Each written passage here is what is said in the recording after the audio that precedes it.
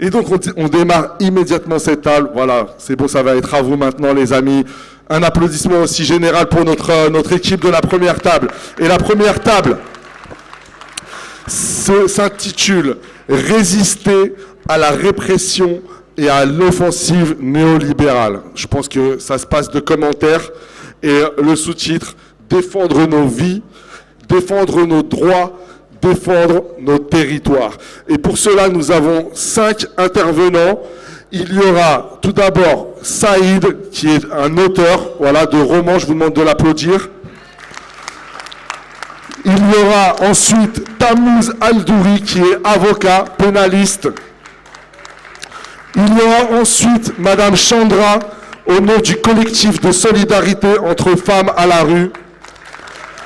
Il y aura ensuite Kimia, qui est une militante antiraciste au nom de Génération EDR, Espoir, Dignité, Résistance, qui lutte contre l'islamophobie.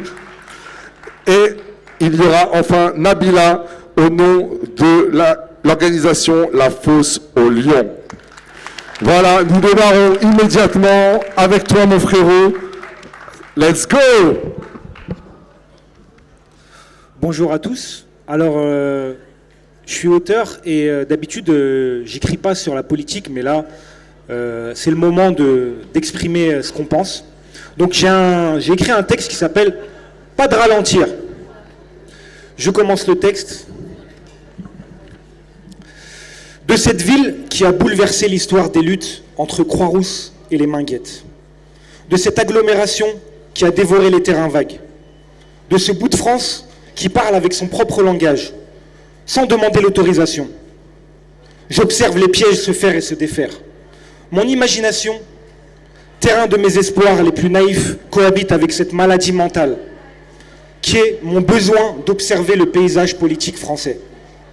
Mon rapport à l'objet politique m'a construit et déconstruit, dans un but précis. Savoir dans quelle sauce l'État allait me broyer et m'engloutir. Le début de l'histoire commence par un accident, en avril 2002. J'ai 15 balais. Le Front National n'est plus un grain de sable dans mon paysage insouciant. Il provoque un démarrage pneu crissant de ma conscience sociale. En quelques clignotements de paupières, je saute le temps et me voici ici. En 2025, avec vous, dans ce lieu d'échange, autour de cette belle et simple idée, faire bloc, faire peuple. Entre-temps, le bipartisme est tombé dans le ravin à cause d'un virage opportuniste, pris par la Startup Nation. Oui, en fait, je compare délibérément la France avec une voiture, parce que c'est probablement mon attache matérielle de prolétaire qui parle. Nous avons fait sonner des réveils avant l'aube. Nous avons perdu des étés dans les chantiers. Nous avons endetté nos anciens, qui ont transpercé le ciel, bouleversé les mers, pour se payer des bagnoles. Je dis nous pour parler de moi. Peut-être que cela est confus pour vous. Mais c'est la conjugaison du nu, du nous et du moi qui a construit mon chemin intellectuel et qui a clarifié mes opinions politiques. Oui, la France, pour moi, c'est un véhicule qui fait découvrir tous les climats du monde, tous les paysages. Un engin qui roule encore, mais qui a vendu beaucoup trop de rêves. Surtout quand on prend un chemin non indiqué, sans lumière, à contresens de l'intérêt général. L'histoire s'est accélérée, mais en marche arrière. L'insouciance a laissé place à la méfiance. La légèreté a laissé place à l'efficience. Le pays n'a jamais été aussi tourmenté par ces lourdeurs, vidé par ces agendas médiatiques anxiogènes. J'arrive à comprendre les désintéressés de la politique, ceux qui ne veulent pas qu'on les embête. Mais une autre partie de moi bouillonne en pensant que le macronisme est né de ce vide, de cette faillite de la représentativité. Je revois ces bourgeois professionnels de la politique faire croire que la société civile allait remplacer les barons de l'UMPS en 2017. Et finalement, nous avons eu quoi? Des coquilles vides marketées par des agences de communication hors sol qui accèdent au sommet des décisions du pays, ce qui donne du vide. Un vide immense en nous qui a été comblé parfois par des émeutes, parfois par des révoltes, parfois par des actes de désobéissance, qui ont été des réponses à nos mal-être contenus, à nos refus mutuels d'accepter ce nouveau monde. Un monde fou qui impose ses règles sociétales, ses normes, ses injustices, sans faire semblant de négocier. Un monde d'images, de storytelling, d'influence, d'argent, où l'information continue ordonne, où Internet sature. Un monde de mort en direct, une époque de stats inutiles, de performances obligatoires. Nous n'avons qu'à traverser la rue, comme dirait l'autre, et lire les murs pour en voir les conséquences. Nos réponses se sont multipliées et nous n'avons pas manqué d'initiatives. Nous avons eu chacun notre tempo, nos codes de révolte, nos ordres de passage, sans qu'aucun n'ait sérieusement envisagé l'alliance spontanée. Le triomphe du macronisme, c'est le triomphe des réducteurs. Une manifestation devient un rassemblement. Une contestation politique devient un danger de société. Et un mouvement de solidarité pour la Palestine devient une panique morale. À leurs yeux, notre mobilisation spontanée est vue comme une diablerie qu'il faut à tout prix cornériser, même quand c'est devant un monde qui s'évanouit. Nous cherchons encore des réponses collectives, et parfois, nos réflexes, c'est de ne pas croire aux intentions, aux bonnes intentions de l'autre. Nous sommes grisés par le triomphe des sentiments inutiles, des mots-clés qui nous enferment tous dans une boucle temporelle, des tiroirs de palabres. L'action devient compétition. Le mur des codes bourgeois nous exclut encore de la table des décisions. Nous sommes tous là, tout sauf une solution de dialogue pour certains syndicats qui négocient en catimini. Et selon certains éditorialistes, nous ne comprenons pas la solitude des capitaines d'industrie. Il ne reste pas grand-chose, à part l'instinct primitif de lutte, l'éducation et le sourire de la patience. Comme je vous l'ai dit au début, j'aime particulièrement observer les autres et surtout nos adversaires. Voyez comment le sourire de Bernard Arnault est rare, précieux et virtuel, comme son capital. Ma conviction profonde est que ce qui nous reste à nous, les nullards de ce monde, c'est notre capacité à pouvoir encore leur gâcher le sommeil. Cette pensée me fait sourire. Et ce sourire grandit devant le déclin des LinkedIniens de l'Élysée. Une maigre récompense devant le cycle sournois qui a essoré toute une génération. L'ironie, c'est de terminer le jeu du macronisme avec les sourires de diplômés d'école de commerce. Notre force militante s'est tout de même noyée dans un certain marasme. Certains en recherchent encore une pureté. Autour d'un café, d'une place publique, pas celle de l'autre. Attention, autour de nous, des réunions Teams s'organisent. On se toise tous en attendant le rappel des artistes de la destruction qui ne sont pas allés chercher leur chapeau. Profitons de cette instabilité politique pour refaire bloc. Pendant qu'en face, ils refont le plein d'idées pour plaire au marché financier. Entamons un vrai chemin de lutte pour aller vers quelque chose qui nous rapproche. Il n'y a pas de ralentir, nous devons faire mieux, mais nous devons apprendre ensemble à nous défaire des pièges féroces que le macronisme agonisant va nous tendre. Merci.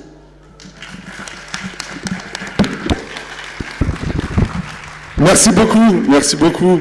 Et tu as une très belle plume, je tiens à te le dire devant tout le monde. Je pense qu'on peut l'applaudir parce que vraiment, c'était non seulement il y avait du fond, mais de la forme. Et en plus, comme tu disais, tu es un auteur et tu as participé à on peut dire un roman collectif, on peut le dire comme ça. Et regardez, magie de la télévision. Hop, il est là. Et donc, il s'intitule comment ? Juste, tu peux nous en dire un petit mot, et puis après, ceux qui voudront, ils pourront l'acheter à la librairie éphémère qui est installée là-bas. Le roman, il s'appelle Le Retour du roi Djibril. En fait, c'est des histoires qu'on raconte à plusieurs auteurs. Et c'est l'histoire de quelqu'un qui s'appelle Djibril et qui retourne dans un quartier avec en fait un quartier où il a passé ses vacances parce que ses parents voulaient l'éloigner des bêtises de l'été. Et il va retrouver ses anciens camarades et ils vont se remémorer des souvenirs. La magie de ces souvenirs, c'est que ça nous emmène dans toute la France, dans plein de quartiers. Et chaque auteur raconte son territoire. Moi, j'ai raconté par exemple Lyon, mais il y a des quartiers, il y a des personnes qui vont raconter la Normandie, d'autres vont raconter le Sud, d'autres vont raconter la diagonale du vide. Donc il y a le Nord aussi. Non, mais en fait, ce qui est intéressant dans ce roman, c'est qu'on raconte des histoires. Il y a parfois des histoires très difficiles, parfois des histoires légères. Mais en tout cas, on veut raconter autre chose que ce qu'on nous donne généralement dans les romans, c'est-à-dire des récits de bourgeois avec un truc où on est un peu déconnecté en fait de la réalité. Là, on raconte des histoires qui nous ressemblent, du quotidien. Parfois, il y a des choses banales qui peuvent être écrites, mais qui veulent dire des choses. Donc, de toute façon, l'essentiel, c'est de toujours rester connecté avec notre quotidien. Voilà. Merci beaucoup. Et donc, c'est aux éditions L'Iconoclaste Roman, c'est ça, et ça s'intitule Le Retour du roi Djibril, les contes de la cité. Voilà, par exemple, avec Faiz Aghen, notamment, qui fait partie des auteurs. Et on enchaîne immédiatement, toujours sur cette thématique, résister à la répression et à l'offensive néolibérale, avec notre nouvel intervenant, Tamouz Aldari, avocat pénaliste. À toi, frérot. Oui, bien sûr, applaudissez-le. Merci. Bonjour à tous et merci à toute l'équipe de Faire Bloc, Faire Peuple pour votre accueil et pour l'organisation de cet espace de discussion à un moment donné où je crois que nous le sentons tous. Nous sommes à la fois dans le pays et dans le monde à un point de bascule. Un point de bascule ou même de glissement. Tu préfères que je prenne ce mieux? D'accord. Bien dirigé vers ta bouche. Ça marche. Tu peux redécoller là comme si tu commençais. Donc je disais merci aux organisateurs pour l'organisation de cet événement qui intervient à un moment donné où on le sent, on est dans le pays et dans le monde à un point de bascule et même un point de glissement. En France, la pente glissante de l'autoritarisme a été savamment préparée, lissée par ceux qui sont au pouvoir depuis au moins une vingtaine d'années. J'aurais pu prendre plein d'exemples, mais je vais en prendre un qui, je crois, illustre bien la nécessité de faire bloc. C'est celui des dissolutions. L'utilisation de l'arme des dissolutions des associations, d'abord, elle a été utilisée par contre des associations du milieu musulman organisé, les associations caritatives, mais aussi les associations de défense des droits civiques, comme c'était le cas du CCIF, qui a été dissous en 2020. Et c'était pour moi une étape fondamentale dans le glissement autoritaire de notre pays. Le CCIF, c'était une association qui accompagnait les victimes de discrimination anti-musulmane, islamophobes, pour défendre leurs droits devant les tribunaux. Il publiait un rapport statistique sur l'islamophobie et il allait devant les instances internationales pour discuter et opposer un discours contradictoire face au gouvernement au sujet des libertés en France et au sujet de la situation des musulmans dans le pays. Il avait une énorme popularité. À son pic, il avait plus de 10 000 adhérents et avait remporté certains succès devant les tribunaux en mobilisant l'arme du droit, en défendant tout simplement les principes de notre Constitution. Et ça plaisait pas trop au gouvernement macroniste. Alors les motifs de la dissolution du CCIF, peut-être que certains d'entre vous s'en souviennent, mais ils sont extraordinaires.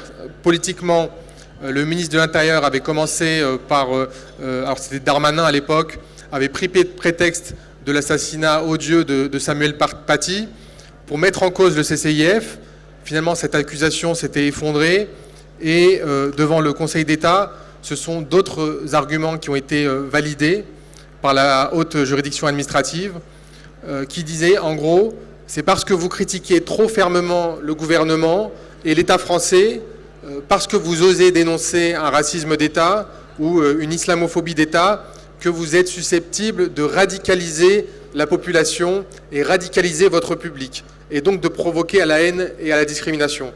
C'était vraiment l'argument développé par le gouvernement et qui a été validé par le Conseil d'État. Et pour moi, c'est vraiment un point de bascule de notre pays, parce que les institutions et la justice aussi administrative nous dit ça ne sert à rien de vous organiser légalement, de défendre vos droits devant les tribunaux. De toute façon, vos droits collectifs seront bafoués. Il faut rappeler que l'arme légale de la dissolution, ça a été institué à l'origine pendant les années 30 pour lutter justement contre les ligues et les milices fascistes, à l'instar de l'Action française. Et nous, à Lyon, on en connaît un rayon en matière de milices fascistes et de ligues factieuses, parce que ça fait au moins 15 ans que dans nos rues se déroulent des agressions physiques, violentes, racistes ou visant des militants de gauche. Or, le même ministère de l'Intérieur, qui a dissous le CCIF sous des prétextes fallacieux, a traîné des pieds quand il s'agissait de dissoudre ces milices lyonnaises et ces milices violentes, alors même qu'elles comprenaient de nombreux individus qui avaient été condamnés par les tribunaux, condamnés pour des violences, et la liste est longue. Donc d'un côté, on dissout des associations qui défendent les droits civiques, de l'autre côté, on traîne des pieds pour prendre des mesures contre des milices fascistes qui, et c'est avéré judiciairement, ont provoqué à la haine et ont provoqué des actes de violence. Il a fallu se battre, par exemple, pour qu'un groupe comme les Remparts, héritiers de Génération Identitaire, soit dissous l'année dernière après une énième agression extrêmement violente. Et je crois qu'il faut continuer à nous battre en faisant bloc pour que ces groupuscules qui continuent sans cesse de se reformer, là encore, il y a quelques semaines à Lyon, il y a un nouveau groupe lyonnais qui a déclaré s'être reformé, tout ça sous le nez de la préfecture, et tous ces groupuscules qui ont théorisé une utilisation de la violence politique, raciste, identitaire, il faut continuer à nous battre pour qu'ils soient mis hors d'état de nuire. En parallèle, je crois qu'il est très important d'apporter notre soutien aux associations comme Urgence Palestine ou La Jeune Garde, qui sont victimes de ces procédures de manière totalement détournée et qui défendent des valeurs d'antiracisme et d'internationalisme qui nous représentent tous. C'est ça aussi, faire bloc. Mais puisqu'on parle de glissement autoritaire, je voulais faire aussi référence à la star de la semaine, quelqu'un qui m'a personnellement beaucoup ému. Je parle à Monsieur le Président Nicolas Sarkozy, qui va finalement dormir en prison après 2 condamnations définitives, une pour corruption en 2023 et une pour financement illégal de campagne en 2021. Je tenais à en parler parce qu'honnêtement, j'arrive pas à penser à autre chose depuis les événements.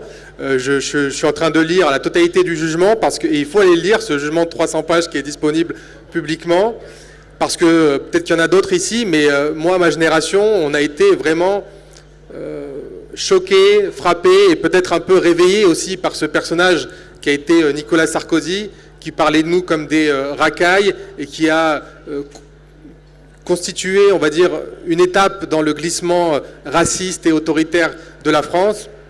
Donc prenons quand même 1 minute pour discuter de ses actes et de ce qu'il faisait en fait derrière la vitrine politique.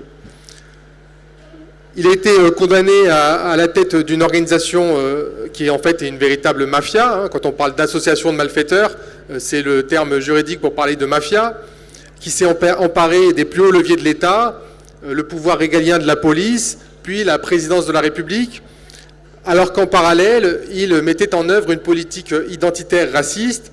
Souvenons-nous de la mise en place en 2007 de l'infâme ministère de l'Intérieur, de l'Identité nationale et de l'Intégration, conduit par son fidèle lieutenant Brice Hortefeux, aujourd'hui condamné.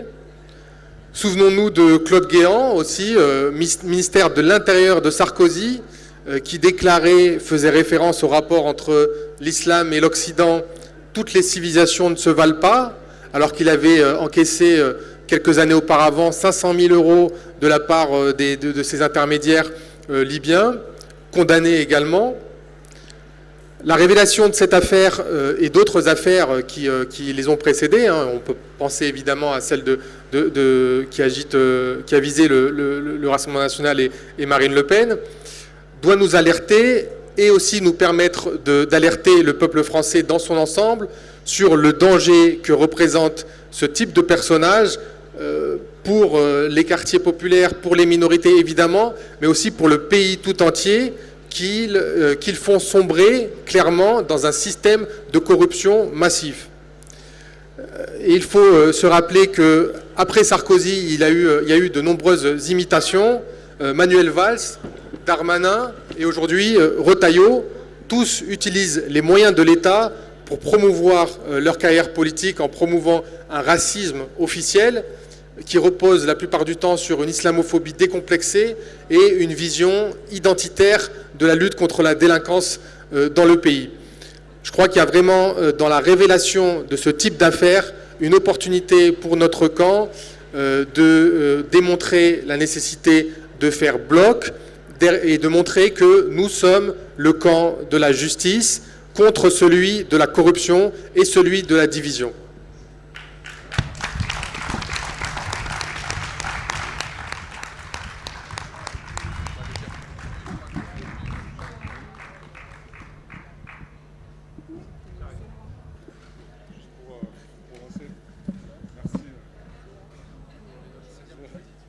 C'est parfait, franchement, vous êtes au top. Juste pose le micro, je vais.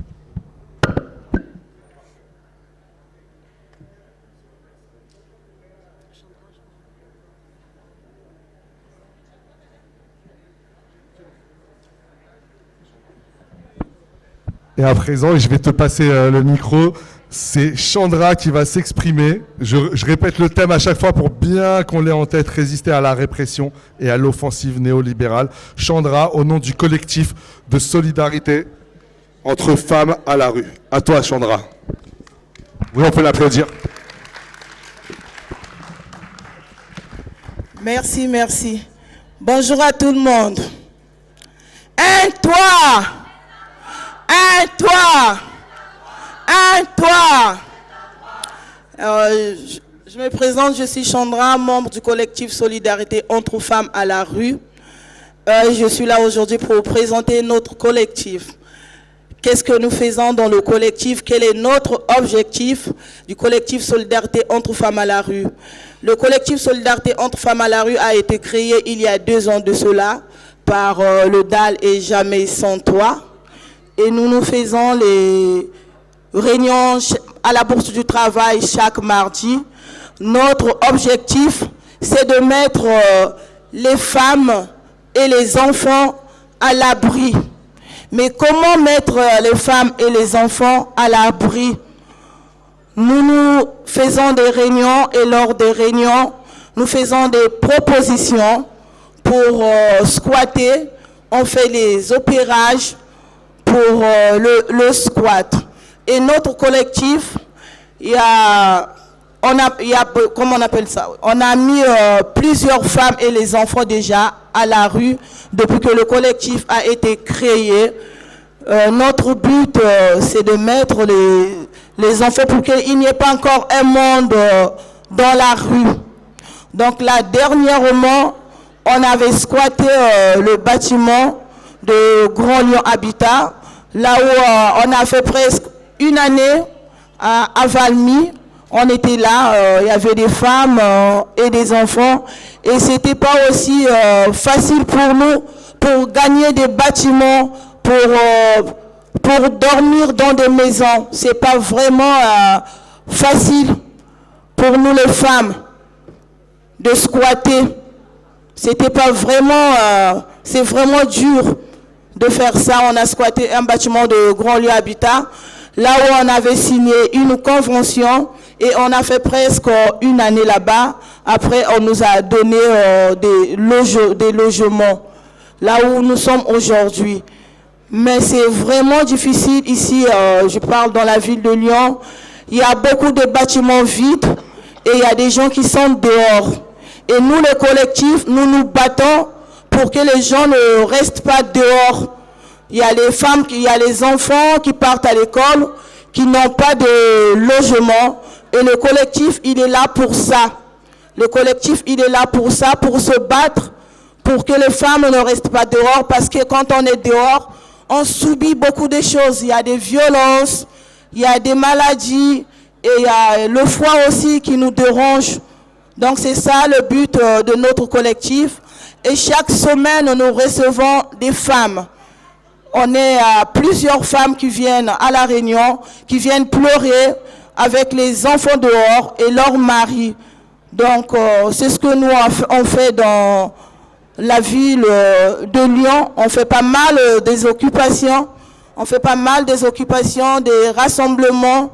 On est là par-ci par-là pour parler de notre collectif, pour nous mettre à l'abri. Merci.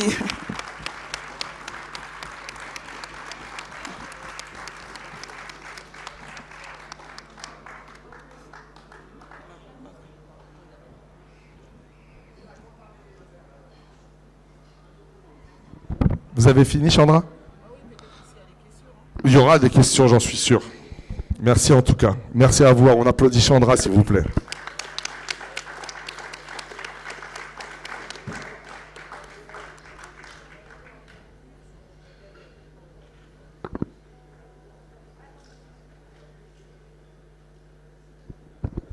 Je prends mon temps. Il faut prendre son temps. Tu vois, faut parler doucement, il faut prendre son temps. Et à présent, je vais donner la parole à une militante antiraciste au nom, je l'ai dit tout à l'heure, du collectif EDR. Vous avez fait une super action là il n'y a pas très longtemps et je pense que ça va continuer parce que ça a super bien marché. Vous êtes connecté avec la Jeune Garde et aussi avec Red Jeune. C'est un mouvement de gauche, de jeunes quoi. Et notamment le président. On a une très grande pensée pour lui. J'espère qu'il verra la vidéo. Mais Yacine Benyetou, c'est un mec en or. Voilà, et là, il est un peu en stand-by, on va dire, mais on lui donne un maximum de force s'il lit ce message. Et là, aujourd'hui, celle qui représente, elle s'appelle Kimia. C'est une militante antiraciste et vous allez l'applaudir.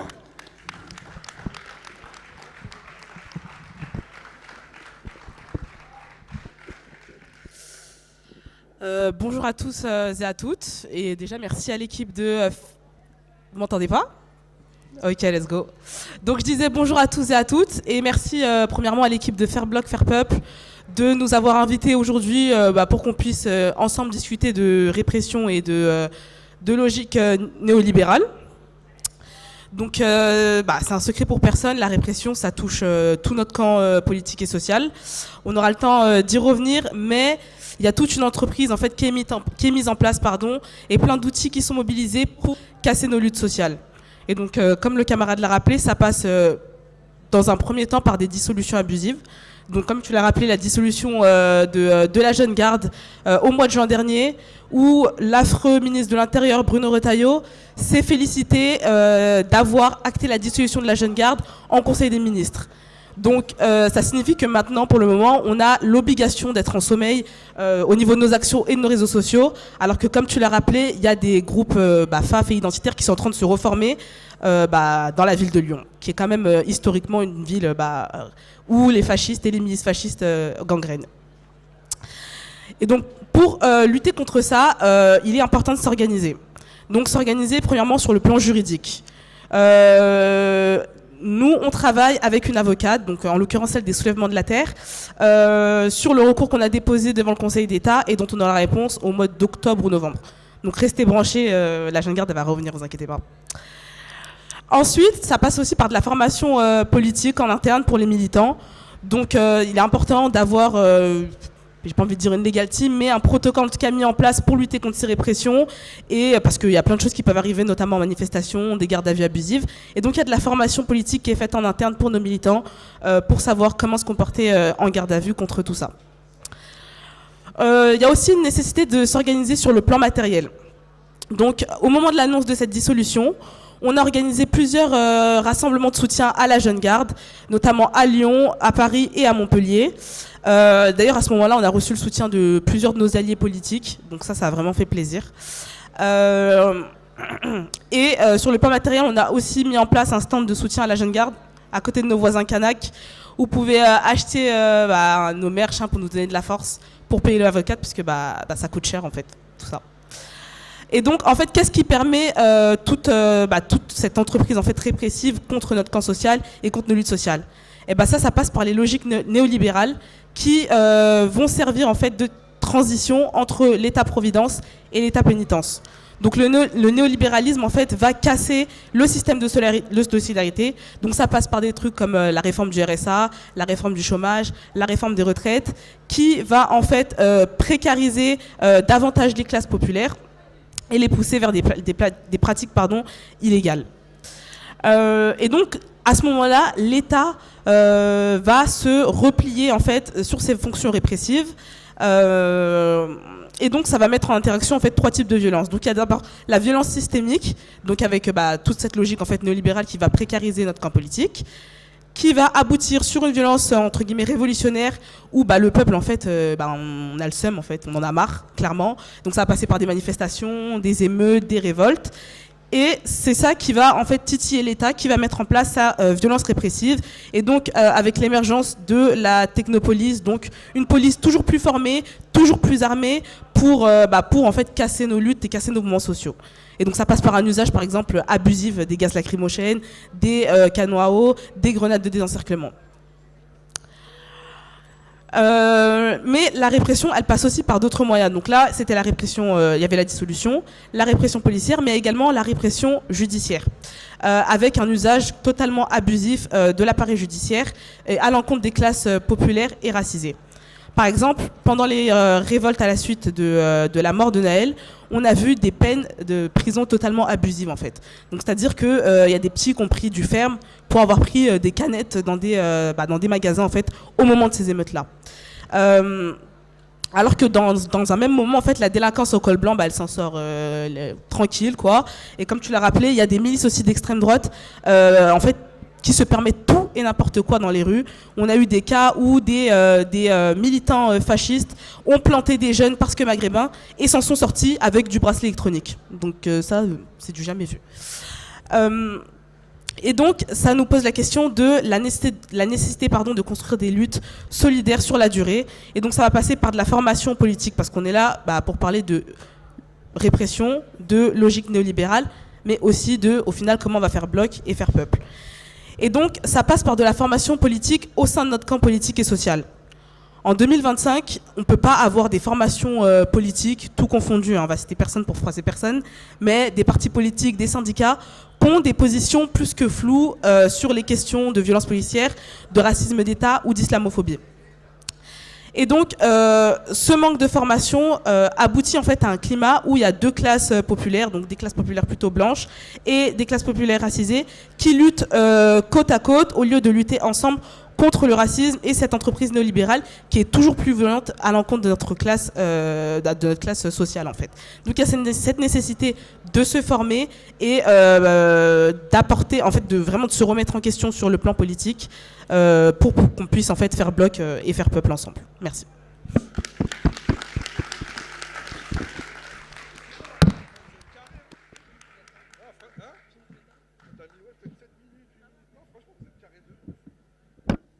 Non, mais à Lyon, vous êtes 10 fois plus respectueux que les Parisiens. Parce qu'on a fait les universités, je fais ma petite promo, tu vois, en scred. On a fait les universités d'été de parole d'honneur et du QG des coloniales au mois de juillet. Je vous invite à regarder les contributions qui sont excellentes. Mais il n'y en a aucun qui respectait le timing. Zéro. Et là, donc, on va avoir la dernière intervenante de la table qui est Nabila. Et j'en profite aussi pour demander à Coxinou de venir parce que après, et je vous demande aussi à vous de commencer à réfléchir, car après il y aura un échange avec voilà, les participants, vous. Donc n'hésitez pas vraiment, essayez que ce soit vraiment des questions, pas des interventions, pour qu'il y ait toujours un échange et éventuellement cibler par exemple un des intervenants pour votre question.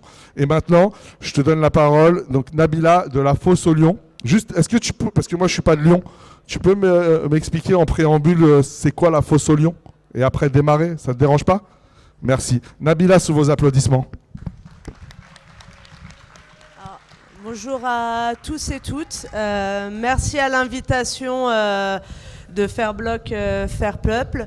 Du coup, moi, je représente la Fosse au Lion, qui est un collectif pro-palestinien lyonnais, pour le coup, qui s'est créé en début janvier 2023. Donc bien avant l'attaque du 7 octobre, la volonté de créer ce collectif, elle était venue beaucoup de la part de la jeunesse en tout cas, parce qu'il y a le collectif 6-9 Palestine qui existe, qui a énormément porté la cause. Et nous, les jeunes, on ressentait le besoin, par contre, de faire les choses un peu différemment, de sortir peut-être de certains carcans de lutte, c'est-à-dire on ne voyait plus trop de sens dans les manifestations, plus trop de sens dans les rassemblements, et on voulait aussi redynamiser un petit peu la lutte pro-palestinienne, la visibiliser, et c'est ainsi qu'on a créé le collectif en janvier 2023. Après, par la suite, je pense que tout le monde connaît l'histoire. Il y a eu l'attaque du 7 octobre 2023, et là, on s'est retrouvé pris dans une forme de carcan face à des personnes comme lors des attentats qui demandaient est-ce que t'es Charlie ou pas. Là, c'était dénoncez-vous ou pas les attaques du 7 octobre 2023. Nous, en tant que militants pro-palestiniens qui connaissons l'histoire de la Palestine et du conflit israélo-palestinien, la question pour nous, elle n'était même pas là-dedans.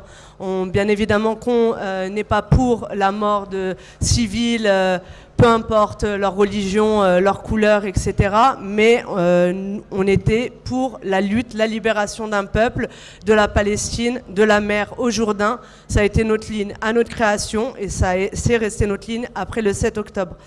Par la suite, on a eu le droit à un mouvement répressif de l'État qui a été très compliqué à gérer, c'est-à-dire que pour un kéfi en manifestation, tu prenais une amende.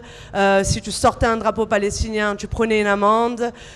Tu vas faire un collage comme ce qui s'est passé d'ailleurs hier pour les camarades, parce que vous avez tous vu les pubs, 5 personnes sont en garde à vue à l'heure actuelle pour en fait une action qui n'est pas du tout violente, il n'y a aucune dégradation. Elle met juste en lumière les failles de l'État français, son hypocrisie et son manque de prise de position vis-à-vis du génocide en cours en Palestine.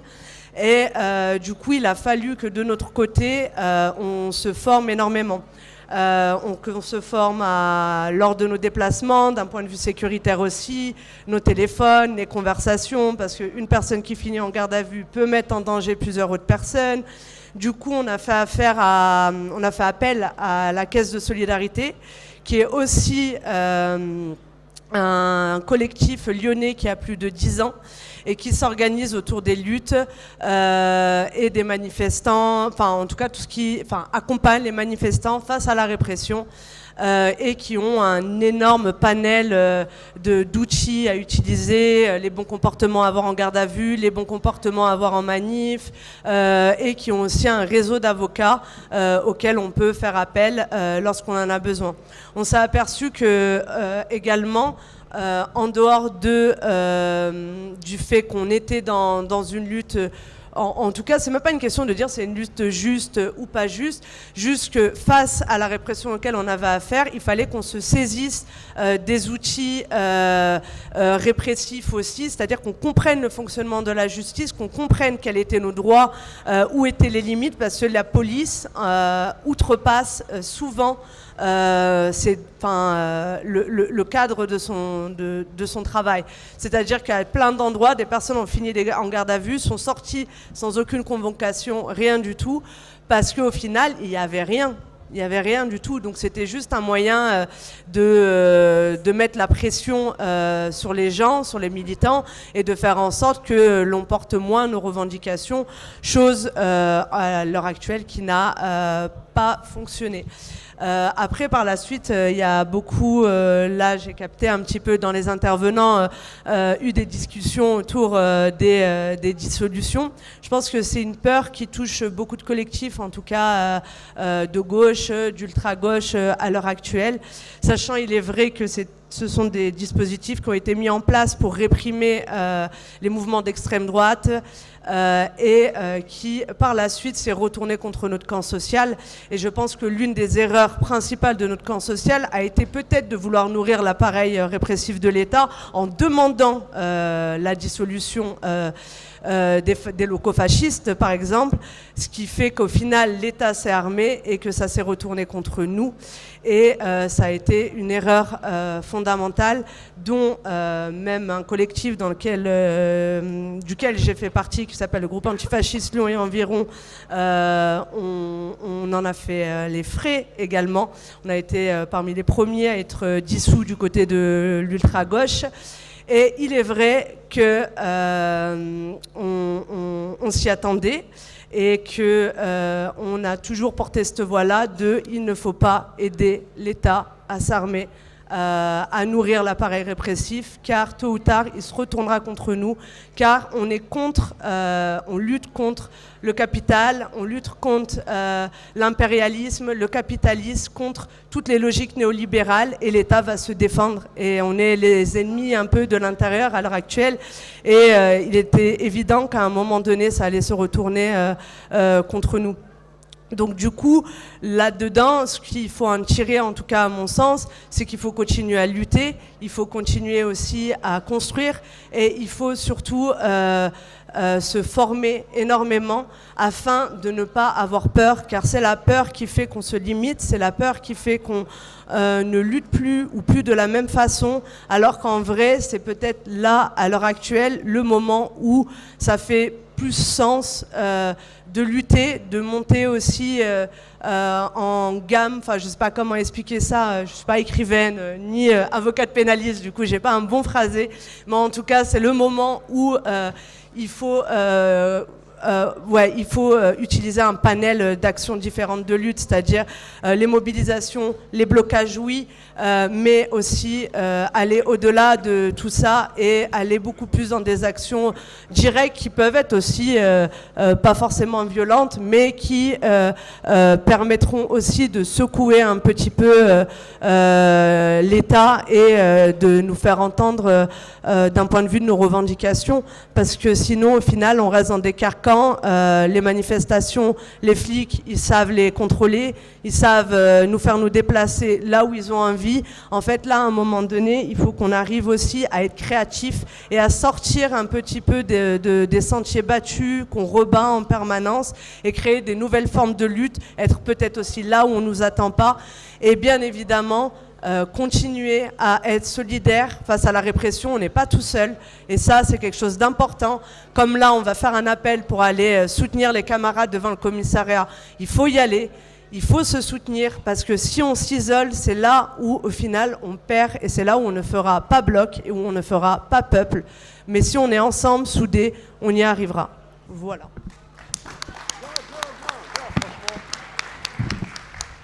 Moi, je trouve que c'était une superbe cinquième pour clôturer, tu vois, toute la table. Je trouve que c'était une bonne.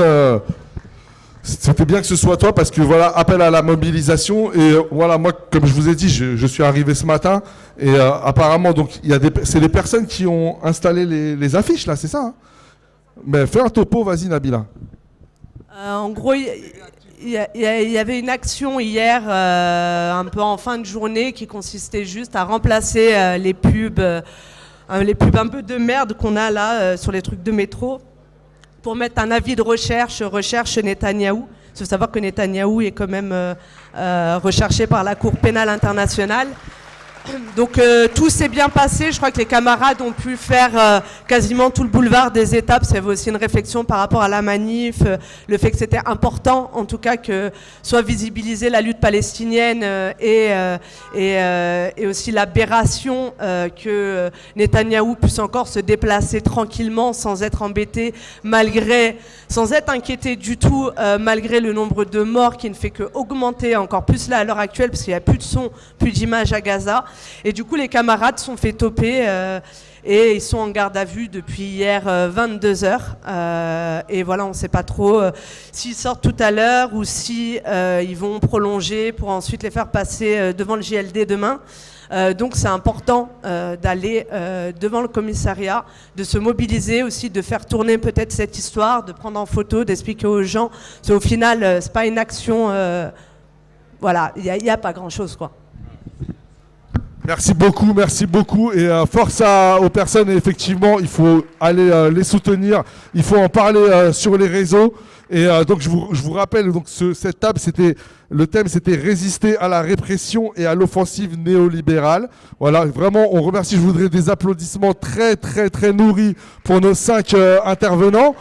Et maintenant, vraiment, il ne faut pas, comment dirais-je, vous sentir gêné ou quoi que ce soit. Si vous avez une petite intervention, ce n'est pas forcément une question, ça peut être une petite réflexion. Aussi, vous, à la table, si vous avez envie d'ajouter quelque chose, n'hésitez pas à le demander, tu veux ajouter quelque chose. Et vraiment, ou si vous avez une question, un éclaircissement, même une contradiction, hein, on est là, c'est un espace de débat. Surtout, n'hésitez pas. Et toi, tu peux prendre l'autre micro, vas-y. Tu peux prendre l'autre micro. Vas-y, le temps qu'on trouve la première question, vas-y, dis ce que tu avais envie de dire. Ouais, c'était juste pour rappeler aussi que je suis avocat, mais je suis aussi engagé, notamment à 1100 mail 69. C'est un réseau d'acteurs des quartiers populaires et vous pouvez retrouver le stand là-bas. Et notamment, on organise une rencontre meeting le 18 octobre à Lyon 9. Donc n'hésitez pas à venir y faire un tour. Il y aura aussi plein d'intervenants chouettes.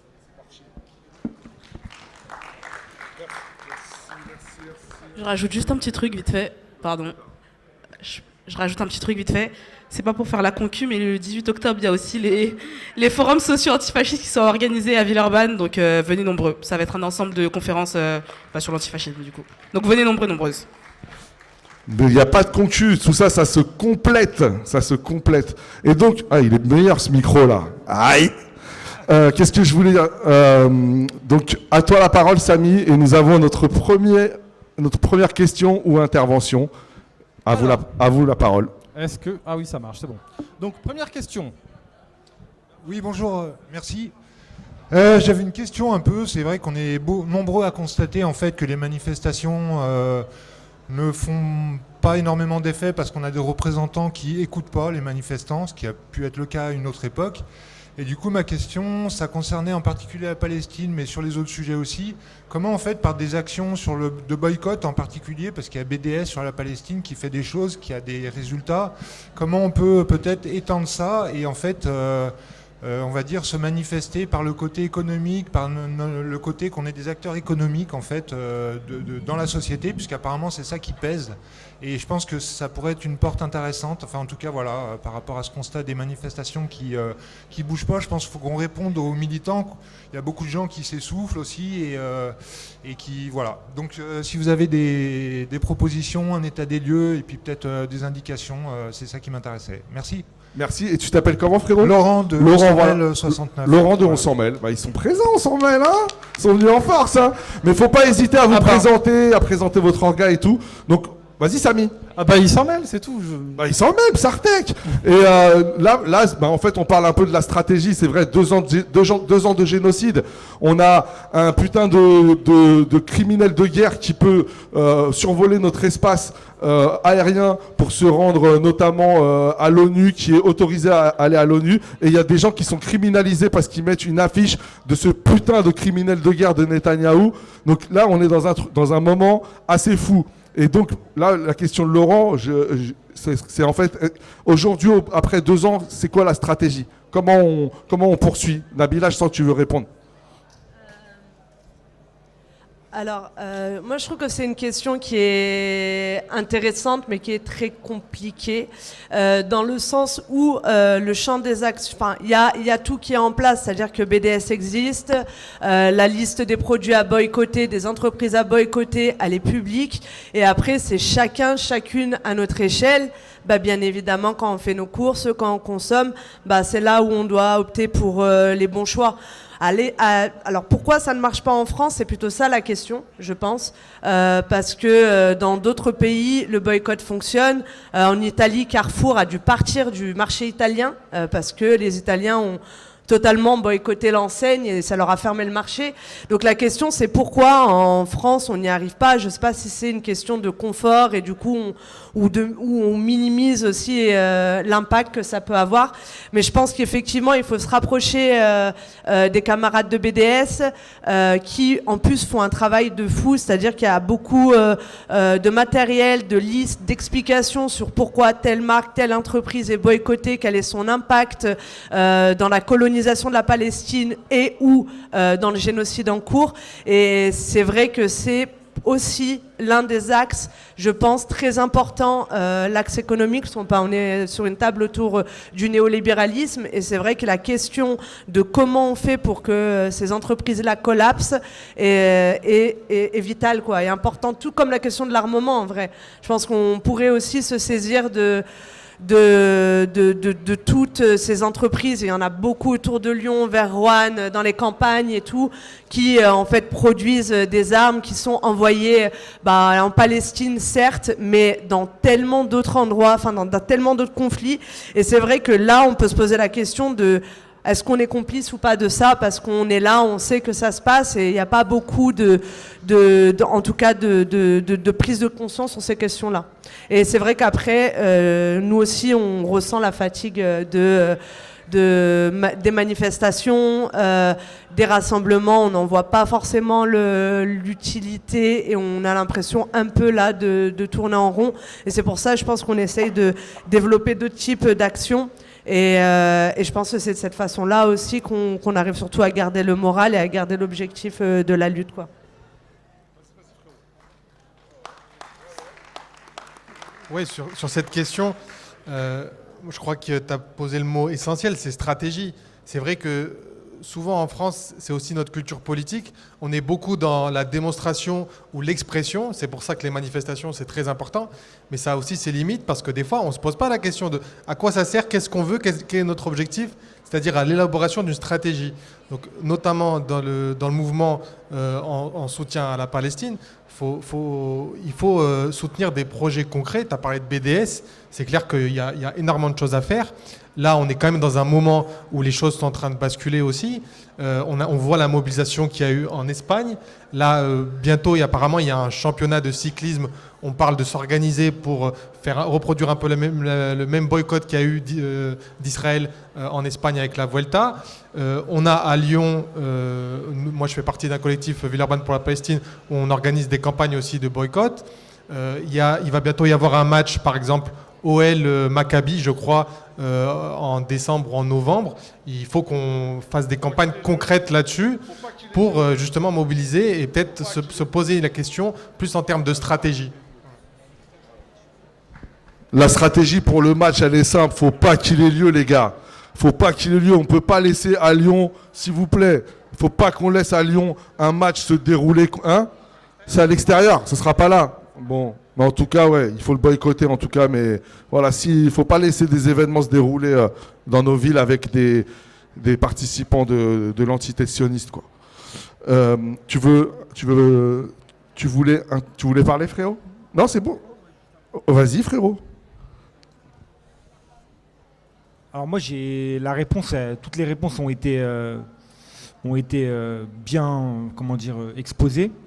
Moi, je vais juste rajouter quelque chose d'anecdotique, parce que j'observe, entre guillemets, les manifestations et je participe aussi. Et ça m'arrive aussi de me dire, on fait quoi concrètement pendant la manifestation? On se pose des questions normales, en fait. On s'interroge de ça va vers où? Mais moi, en fait, je regarde ce qui s'est passé, par exemple, quand j'ai vu des jeunes se faire interpeller par des policiers, je les ai vus de mes propres yeux, à Hôtel de Ville, donc devant la mairie. Je les avais vus, je crois que c'était il y a 1 an ou il y a 2 ans. Je les avais vus parce qu'ils avaient un drapeau palestinien. Donc ils se sont fait interpeller par la police et ils ont pris une amende devant nous. C'est-à-dire qu'ils ont matériellement payé leur engagement. Et ce qui est intéressant, c'est que maintenant, la même place, dans le même endroit, il y a le drapeau palestinien qui est à la mairie. Et symboliquement, c'est peut-être, ça va pas nous faire gagner la lutte là tout de suite directement, mais il y a un chemin, il y a quelque chose qui s'est passé quand même. C'est-à-dire que avoir une amende dans le même lieu pour exposer un drapeau et l'exposer symboliquement, donc il s'est passé des choses. Donc en gros, les actions des associations et des organisateurs et des organisatrices, elle n'est pas vaine. Il faut aussi garder en tête que chaque action, elle va apporter quelque chose, même si c'est une toute petite action. En gros... Il y a la sœur qui disait un truc sur le drapeau. D'accord, le drapeau, il a été retiré par la mairie. D'accord. D'accord. Donc, en gros, moi, je l'ai vu, le drapeau à la mairie. Je l'ai vu, de mes propres yeux. Donc, voilà, un jour, on l'a vu. On l'a tous vu. Donc, peut-être que c'est du calcul peut-être qu'il y a quelque chose qu'on ne maîtrise pas, mais on l'a vu quand même. Donc il s'est passé des choses. Donc il ne faut pas croire que les institutions, elles n'ont pas, elles ne voient pas ce qu'on fait, ce que font les gens au quotidien. Donc il n'y a pas de petites actions, et il n'y a pas de petites stratégies. Voilà, c'est juste ce que je voulais mettre. Peut-être que mon exemple, il n'est pas concret, mais il n'y a pas de petites actions, et il n'y a pas de petites stratégies. Il y a toujours tant que l'intention, elle est bonne, il ne faut pas rester inactif. Voilà.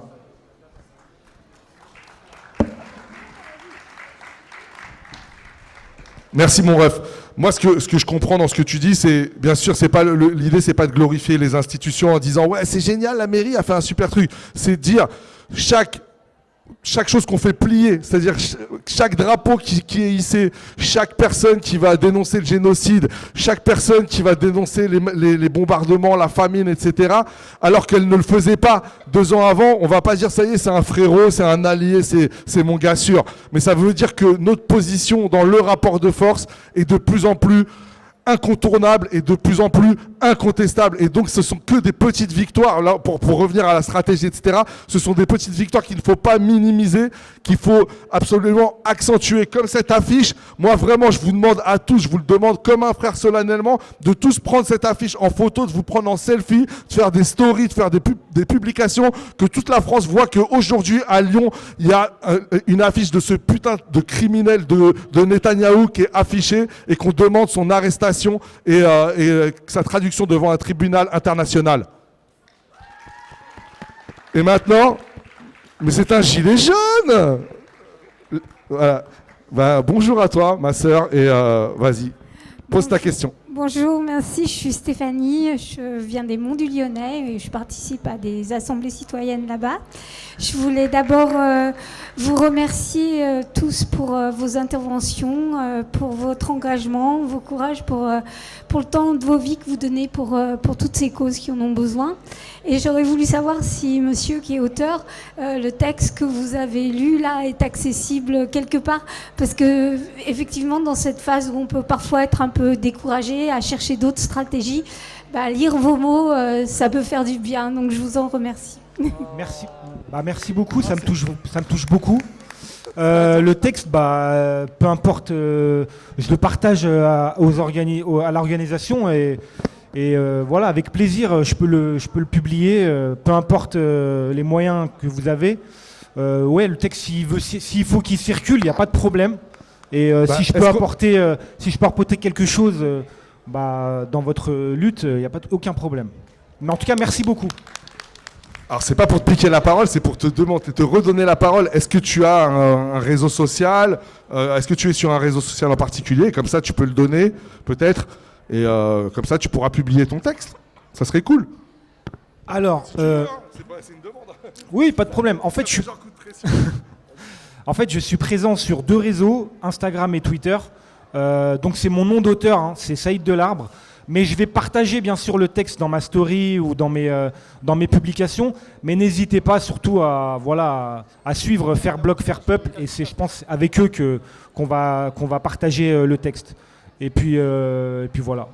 Merci beaucoup. Non, mais moi je trouve ça cool aussi parce que, comme je te disais, tu vois, la forme, le fond et la forme. Ça, par exemple, on aura dans la deuxième table Olivier Marbeuf. Et désolé, je refais ma petite promo, mais durant les universités d'été, il y a eu pas mal de tables, et notamment Olivier avait proposé des interventions filmées, mais qui étaient hyper artistiques, écrites, et vraiment qui ont percuté, quoi. Alors, une nouvelle question. Le frérot, comment il s'appelle, le frérot? Ibrahim. Ibrahim, comme mon grand-père, là, Rahmo, je te jure. Vas-y, mon gars. C'est juste pour faire une petite intervention par rapport à tout à l'heure pour les actions, notamment BDS, les actions économiques et qu'est-ce qu'on peut faire. Ah, désolé, je parle un peu vite. Donc, ce serait juste pour revenir. Je pense que oui, en France, on a un peu de difficulté par rapport aux boycotts et on pourrait aller encore plus loin, on pourrait mobiliser encore plus de monde individuellement. Mais je pense qu'on pourrait aussi réfléchir collectivement comment encore aller plus loin, comment pousser le boycott plus loin. On parlait de Carrefour. Pourquoi Carrefour, par exemple, au Koweït, c'est parti, ils sont partis du Koweït, ils sont partis de Jordanie, ils sont partis d'autres pays. Je rappelle que Carrefour, c'est une entreprise française, donc c'est pour ça qu'en France, c'est peut-être plus dur de la faire partir. Mais on doit réfléchir à des moyens collectifs d'aller plus loin que un simple boycott individuel. C'est important de boycotter individuellement, mais je pense qu'on peut aller encore plus loin via des actions de sabotage pour faire tomber Carrefour, tout simplement. Et qu'est-ce que je voulais dire? Sabotage légal. Oui, le sabotage légal. Sabotage politique. Oui, sabotage politique, sabotage légal. Enfin, des actions BDS qui sont tout à fait légales et qui sont faites, mais on peut aller encore plus loin. Notamment aussi, il y a d'autres moyens, je pense, de pousser le boycott, notamment Coca. Et au lieu de simplement boycotter individuellement, peut-être pousser les snacks, les petits commerçants à arrêter de vendre du Coca et de le remplacer par du Palestine Cola. Et c'est déjà ça serait une grande avancée que nos frères arrêtent de vendre du Coca et le remplacent par des boissons alternatives non sionistes. Voilà, je pense qu'il y a plein d'idées possibles et de manières d'avancer, mais collectivement, pas juste individuellement. Merci. Comment ? Merci Brahim. Je pense que ça ne nécessite pas de revenir parce que on en avait parlé tout à l'heure et bien sûr on adhère à tout ce que vient de dire Brahim et on te remercie. Continuez à nous organiser parce que BDS, franchement au niveau mondial, le BDS Movement fait vraiment le job. Ils ont fait progresser, notamment en faisant cibler ce que tu disais, Nabila, tout à l'heure, sur 5-6 marques à la fois. Et vraiment, il faut suivre le BDS Movement et savoir que voilà, on ne doit pas boire de Coca, on ne doit pas aller chez AXA, enfin voilà, des choses comme ça, Carrefour, SodaStream, etc. Il faut cibler ces marques pour vraiment les affaiblir et qu'elles arrêtent de soutenir l'État sioniste. Une autre question, Samy ? The last question, la dernière question, et après du coup c'est Imen qui va revenir pour nous expliquer un peu les ateliers, tout ça, c'est ça? Donc Imen, si tu peux t'approcher. Et dernière question qui nous est posée par... Alors c'est pas une question... c'est pas une question qui nous est posée par... Alors je m'appelle Élise. J'avais une information pour toutes les personnes qui n'apprécient pas d'aller en manifestation et de se faire gazer. Depuis mars 24, devant la mairie, tous les soirs, il y a 1 heure pour Gaza. Donc c'est un collectif de citoyens qui est présent tous les soirs depuis mars 2024 à 18h. De 18h à 19h, c'est une déclaration qui est déclarée tous les soirs. Donc vous pouvez vous approcher de ces personnes-là où il y a une distribution de tracts et discussion avec les gens sur la place. Et la deuxième chose, Nabila, ma question était que tu as parlé d'ultra-droite, d'ultra-gauche. Et il me semble que c'est aussi, il faut faire attention au vocabulaire. Il me semble que le terme ultra est quand même sorti par l'extrême droite. Et du coup, je voulais voir avec toi qu'est-ce que tu entendais par ultra. Non, mais, allô? Ouais, j'ai allô, tu sais. En vrai, j'entends extrême gauche, ultra gauche. Moi, j'aime bien retourner le stigmate. Je trouve que c'est bien aussi d'utiliser souvent le vocable d'ennemi. Enfin, je trouve que c'est plutôt intéressant de le faire, voilà. Après, je pense que tu m'as comprise dans où je voulais en venir et que, voilà, quoi, tu vois, genre, il n'y avait pas de volonté, on va dire, de mettre en lumière un vocabulaire d'extrême droite, mais juste de retourner le stigmate tranquillement, quoi. Ouais, c'est bon, c'est mon show maintenant. Moi, je voulais juste faire un peu de propagande et tout pour le Lyon Antifa Fest qui va se dérouler le 11, 12, 13 décembre à Lyon.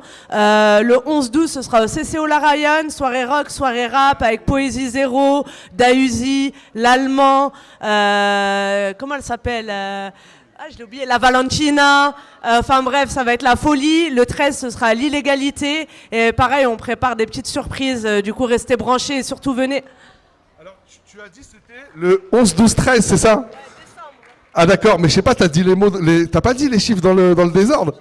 Je sais pas, c'est possible. Ouais, je sais pas, j'ai l'impression que t'as dit le 11, 13, 12.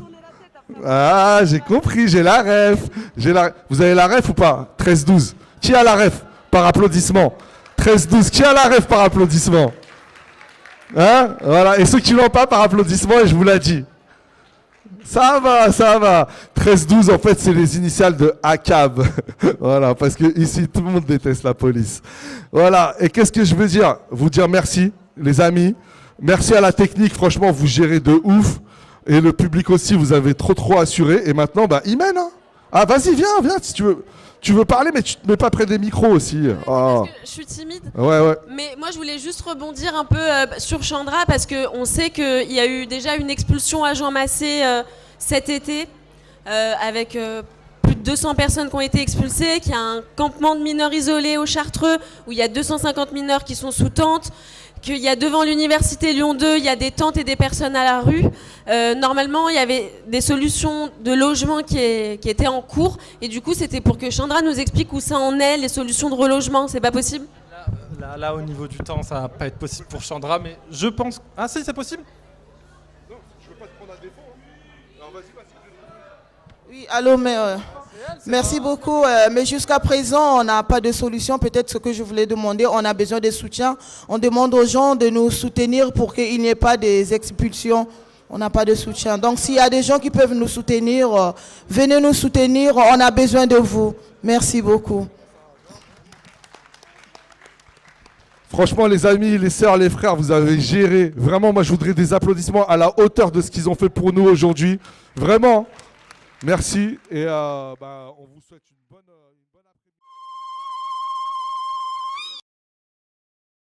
après-midi. Coca hors de nos luttes.